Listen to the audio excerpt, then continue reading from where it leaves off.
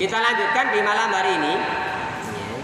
Adab-adab dalam menuntut ilmu yang berikutnya itu adalah tidak berlebih-lebihan dalam makan maupun minum. Ya. Para salafus saleh itu mereka berupaya menjaga diri mereka dari hal-hal yang sekiranya itu bisa menghalangi mereka dari proses tholabul ilmi. Ya. Seperti contoh, ya, Imam Taqiyuddin, Majiduddin, ya. Majiduddin itu kakeknya Syekhul Islam Ibnu Taimiyah. Karena beliau menghargai waktu, sampai ketika beliau itu masuk ke kamar mandi itu dengan belajar. Iya sing sinau itu. Masuk kamar mandi loh, masuk toilet itu sambil belajar. Dikisahkan beliau ketika mau masuk ke kamar mandi atau toilet itu dia panggil anaknya. Kemudian anaknya diperintahkan oleh beliau untuk membacakan satu kitab dengan suara yang sangat keras agar bisa didengar dari dalam kamar mandi, nah, supaya tidak terlewat dari yang namanya belajar atau mendengarkan ilmu. Tuh, ini kakeknya Syekhul Islam Ibnu Taimiyah menghargai waktu. Ini orang-orang sekarang masuk kamar mandi berlama-lama, sak lerung tek rung metu. Ya. Boleh ra metu-metu jebulane ngentekke udut. Ya. Kancane sing ngantri suwe kok enten ra metu-metu jebulane udut. Ya. Jamaah kajian sedani warahmatullah. Termasuk beliau Imam Al-Farahidi rahimahullah. Beliau sampaikan bahwa waktu yang paling berat bagi saya itu adalah ketika makan. Ya. Kenapa? Karena kebanyakan ketika makan itu seringkali menyita waktu. Makanya beliau Ibnu Aqil yang menulis kitab Al-Funun itu beliau sampaikan bahwa beliau ketika makan itu lebih suka makan kue daripada roti. Nah, ini marhuni gitu roti. Ini tambah suwe iki. Ya, makan satu sing ngunyah berapa kali padahal nek dihitung berapa ini? Ya, berapa biji ini? Banyak sekali. Ini kelas Ibnu Aqil enggak masuk. Sedangkan kita sekalian nek raselak loh ya. Kita itu kalau jajan, kalau kuliner mau cari warung makan, biasanya nyari yang rame atau yang sepi? Sing rame atau sepi, Pak? Yang rame. Kenapa? Dengan asumsi warung itu kalau rame, rumah makan itu kalau rame, biasanya masakannya enak. Harganya murah, tapi resikonya lama dilayani, lama dilayani. Ya. Jadi para ulama salaf itu mereka betul-betul memanfaatkan waktu. Bahkan Imam Al-Farahidi menyampaikan waktu yang paling berat bagi dia itu adalah ketika makan. Beliau Imam Syafi'i rahimahullah di dalam kitab Syiar A'lamun Nubala beliau sampaikan bahwa sejak 16 tahun aku tidak pernah merasakan kenyang kecuali hanya sekali saja. Sejak 16 tahun ya. 16 tahun ini ra tau jenenge ya makan sampai kenyang. Kecuali hanya sekali, itu pun kemudian aku masukkan jari ke dalam mulutku agar sebagiannya itu muntah. Kenapa? Sampaikan sebab ketika orang itu makan terlalu kenyang bisa menyebabkan satu, badan terasa berat, awake iki dadi abot. Bukan berat karena berat badannya, berat untuk melakukan aktivitas. Silakan dibuktikan kalau kita sekalian puasa Senin Kamis atau puasa Ramadan lah. Yang paling nyata kita rasakan di bulan Ramadan. Ketika satu hari penuh kita sekalian puasa, kemudian dari pagi sampai sore puasa, waktu maghrib, waktu buka puasa, di atas meja itu kolak, wenek, ayam bakar, wenek, melon, wenek, wes apa wenek.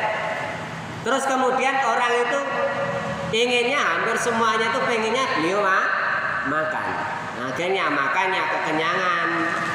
Nah, wis kalau makannya terlalu kenyang, nanti ketika berangkat taraweh ke masjid, kuwi biasanya ora semangat.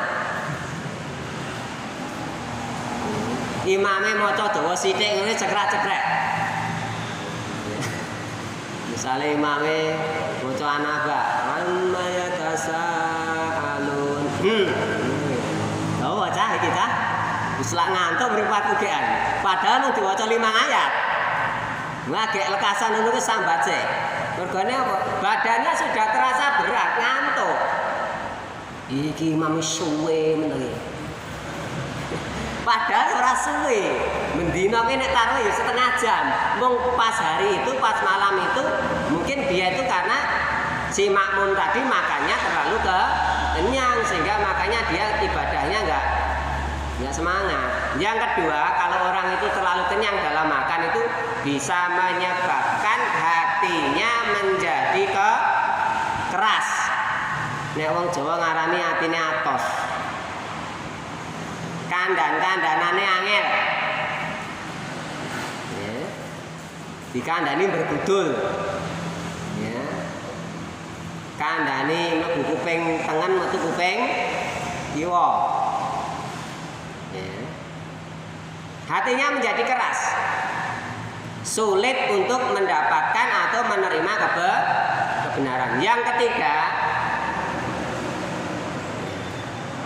kalau orang itu makan terlalu kenyang, itu bisa menyebabkan kecerdasan akal manusia itu menjadi tumbul.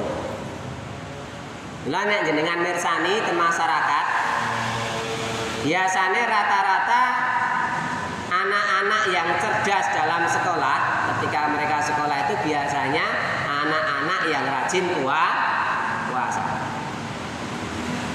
Nek wong Jawa ngarani tirakate gedhe, seneng poso, seneng luwe.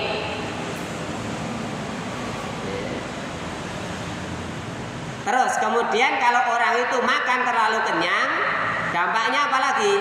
Dia akan menjadi orang yang ngantukan nek wong Jawa. Mudah tidur, ngantuk wis efeke wong anggone dahar kekenyangan itu terlalu banyak itu efeknya ngantuk.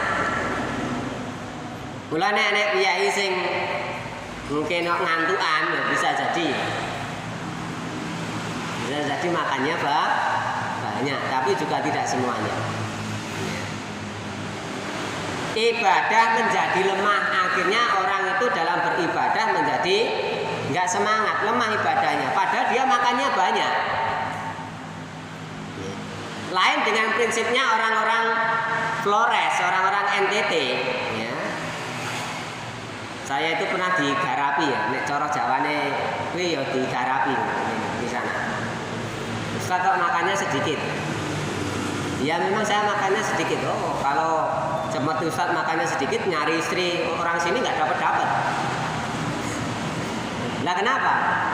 Ya orang tuanya nggak boleh. Loh nggak boleh.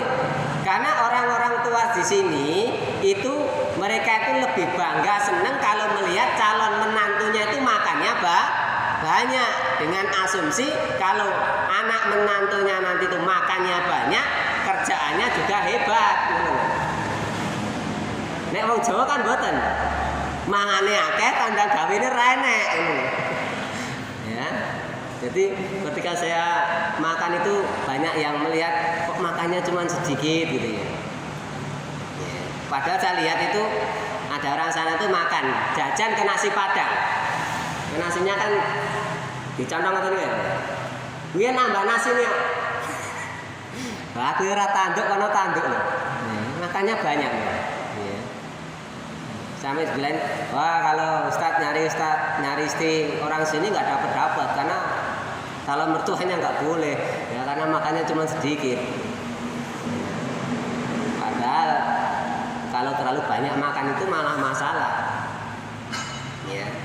Makanya beliau Rasulullah Shallallahu Alaihi Wasallam memberikan satu arahan, memberikan satu contoh makan yang baik agar tubuh sehat, lambung sehat itu sepertiga lambung itu untuk makanan, sepertiga makanan untuk minuman, sepertiga makanan untuk rongga udara. Insya Allah sehat.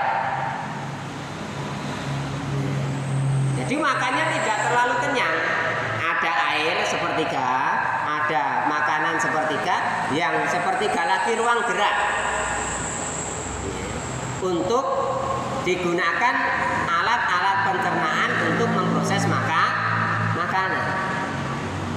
Tapi kalau satu lambung itu dipenuhi dengan makanan semua, ya itulah akhirnya menyebabkan orang itu akhirnya banyak yang menderita sakit apalagi kalau orang itu habis kelaparan, habis perutnya kosong, kemudian makan terlalu banyak, ini masalah. Ya mah itu faktornya termasuk nggak teratur makannya terlalu banyak juga dalam keadaan kondisi perut habis kosong. Juga disebabkan mungkin karena faktor yang lain tidak teratur dalam makan. Ini biasanya banyak terjangkiti atau banyak dialami oleh para dai. Apalagi kalau dai itu jadwalnya banyak. Pada dhuwur ngisi, pada asar ngisi, pada maghrib ngisi, pada isya ngisi. Sing mangan jam piro iki? Pulang nanti sudah malam, kondisi badan sudah capek, nggak mau makan. Ini berhari-hari. Akhirnya asam lambung, akhirnya lambungnya masalah. Iya kan? Kalau ngisinya rotso begitu kan waktu untuk istirahat makan kan kurang. Ini saya tadi habis ngisi dari Tampir sampai jam 5.20. Kok kini cek nyanda, alhamdulillah. Itu sana tadi saya cuma minum sama makan klepon, wes. Liane nggak bisa makan. Ini tak entekno ya. Ikan Abu Bakar jam piro iki. Gitu ya. Ya cuma segitu, paling minum, makan makanan ringan, lanjut lagi ke tempat yang lain, nanti juga minum makanan ringan lagi, begitu seterusnya. Akhirnya ya perut dalam kondisi sering lapar, ya makannya nggak teratur, ya, akhirnya menyebabkan keluhan di lambung. Kemudian adab dalam menuntut ilmu yang berikutnya adalah menghindari bicara yang tidak bermanfaat.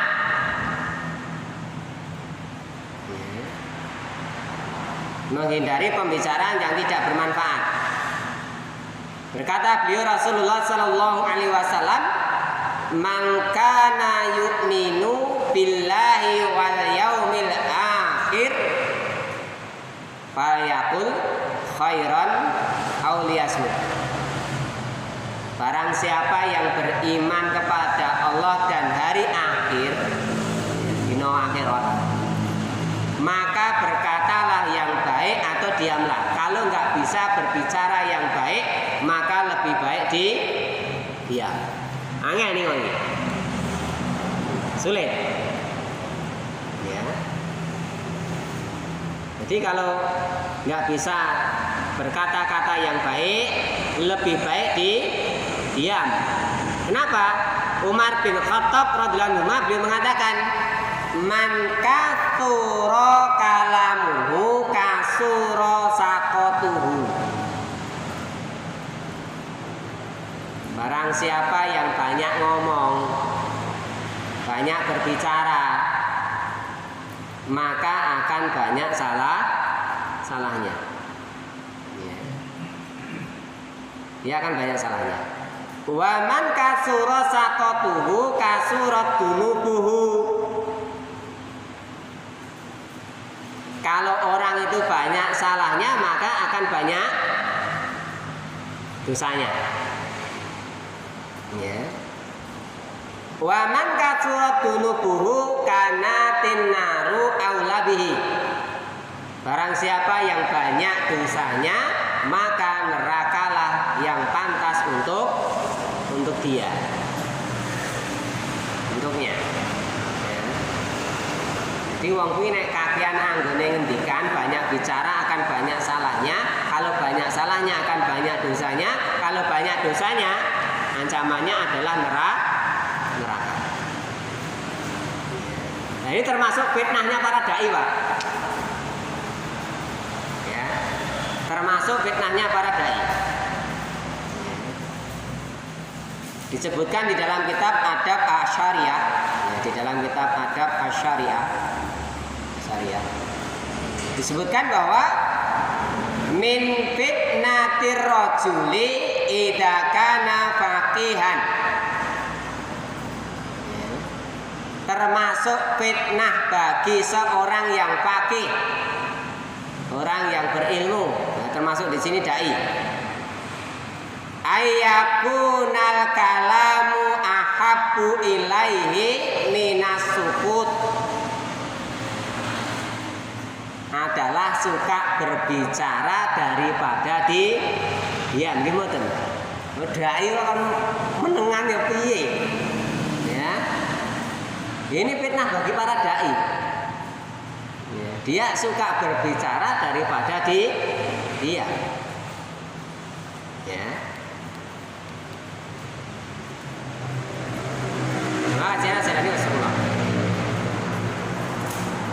Berkata beliau Yazid bin Abi Habib rahimahullah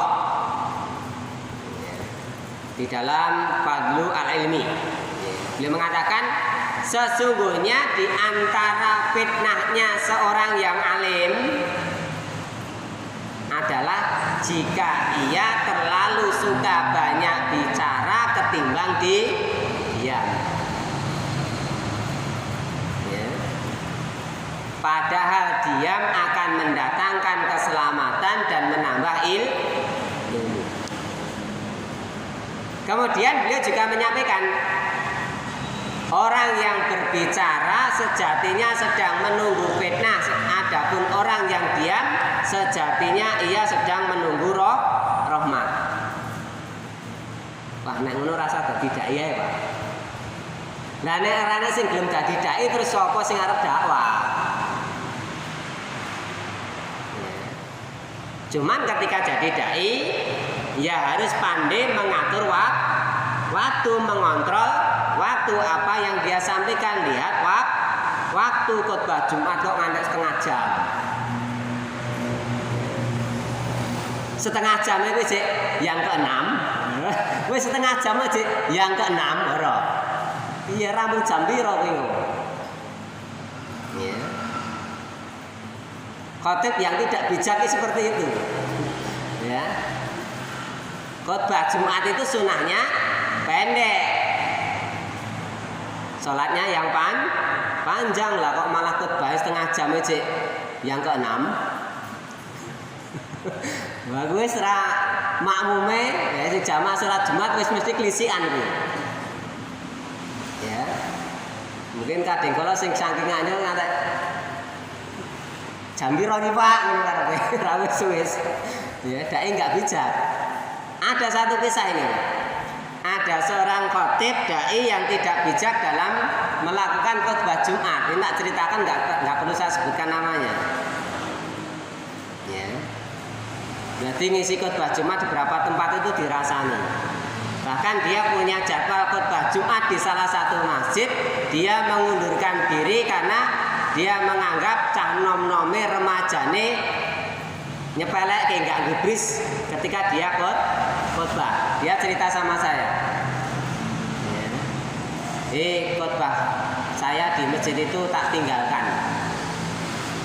Gak aku ngisi khotbah Jumat ngono. Lah enten apa? Oh, Ngerti aku wis mulai khotbah cah nom-nom masjid nongkrong ning ngarep masjid kok. Nganyel aku. Sepelek yo gak aku. Bedake kok ora sabar. Ya perlu introspeksi, ngopo kok cah nom-nom punya sikap semacam itu. Ternyata pisan ketika khotbahku ya klemak-klemek. Jadi nek khotbah Jumat itu kan dianjurkan intonasinya naik turun nek perlu piye ana sing turu ya iso ngantek paget tangi ngono. Lah kok gur khotbah Jumat kok kon alur-alur gek setengah jam coba. Apa ora ngantuk.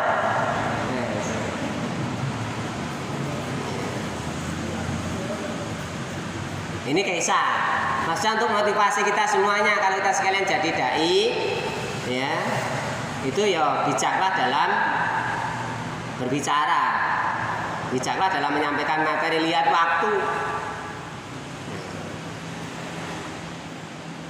Berkata beliau Abdullah bin Mu'tah rahimahullah di dalam Madarijus Salihin. Ya. Beliau sampaikan idza tamal aqlu. Ya. Beliau sampaikan jika akal itu sempurna, nek akal iki sempurna nek bahasane wong Jawa nek akal iki waras. Kasarane ngono ya. Kalau jika akalnya itu sempurna, ini rada halus nek dijawabke dadi kasar. Nek akale waras. Nakosol kalamu. Ya. Maka dia tidak akan banyak berbicara. Niku nek akale sempurna, Pak. Berarti wong sing kakean ngomong kae akale ra sempurna. Lah memang tanut sing do ngomong ning dalan kae sempurna apa ora? Ya karena gak sempurna. Wah, sak geleme dhewe nek ngomong. Sing waras kudu ngalah. Nek awak dhewe sing waras ra gelem marah, awak dhewe dadi melu akale ora sempurna. Ya. Kemudian adab dalam menuntut ilmu yang lainnya ya adalah senantiasa meninggalkan perkara-perkara yang tidak bermanfaat. Ninggalke perkara sing ora nek manfaate. Beliau Rasulullah sallallahu alaihi wasallam menyampaikan min husni islamil mar'i tarkuhu ma la ya'nihi. Di antara kebaikan Islam seseorang itu adalah meninggalkan hal-hal yang tidak bermanfaat. Ya. Ninggalke perkara-perkara sing ora nek manfaat, omong-omong kosong. Ya, ngobrol ngalor ngidul ora karuan genahen tanteke wektu. Jadi kalau kita sekalian serius dalam menuntut ilmu, ya, kita akan meninggalkan perkara-perkara yang bisa menimbulkan ketidakmanfaatan bagi kita. Terakhir, adab dalam menuntut ilmu itu adalah selektif dalam memilih guru. Maksudnya di sini adalah ketika kita sekalian mencari ilmu, menuntut ilmu, berupaya mencari figur guru yang baik, guru yang akhlaknya itu baik, guru yang memiliki pemahaman din yang baik, yang kafabel. Seorang guru yang solih, jauh dari perkara-perkara amal-amal yang bisa menjatuhkan wibawa dirinya sendiri.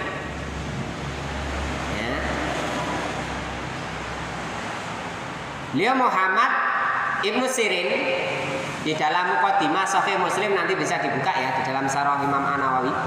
Syarahnya Imam An-Nawawi sebutkan bahwa ilmu itu adalah agama. Maka kamu hendaknya perhatikan dari mana kamu ambil agama itu. Di selektif dalam mencari guru, golek guru sing akhlake becik, yang punya pemahaman din yang baik, yang cukup ilmunya, yang kapabel, guru yang sholih, yang jauh dari perkara-perkara yang menjatuhkan wibawanya sendiri. Ada satu kisah nih terakhir. Ada seseorang yang ketika itu punya hajatan, duwe hajat, kemudian ngeneke pengajian, kemudian undang mubalik. Ya. Ketika itu pas saya juga hadir di situ. Ya, kebetulan masih waris.